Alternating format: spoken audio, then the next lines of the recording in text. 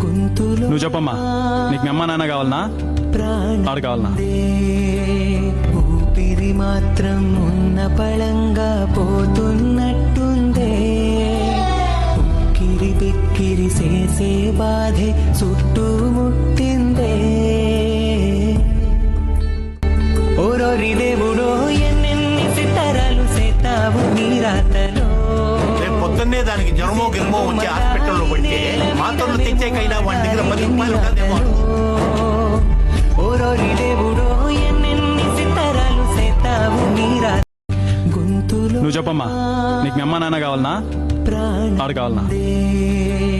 ఊపిరి మాత్రం ఉన్న పళంగా పోతున్నట్టుందే, ఉక్కిరి బిక్కిరి చేసే బాధే చుట్టూ